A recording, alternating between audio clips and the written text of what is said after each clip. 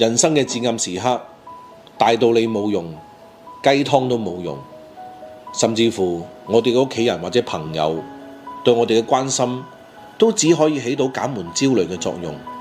佢唔可以幫我哋擊退黑暗啊！真正可以將我哋從深淵裏邊拉出嚟嘅係自己啊！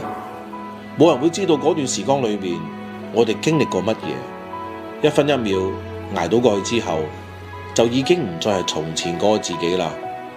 呢個世界上面最困難嘅時候，往往只有自己可以將自己從泥潭裏邊拉出嚟，冇人可以幫我哋去承受痛苦，亦都冇人可以幫我哋去感受幸福。我哋可能會遇到好多唔同嘅困難，亦都會有好多唔如意，但係只有我哋自己可以行出嗰個陰影啊！只有自己先可以揾到嗰個出口啊！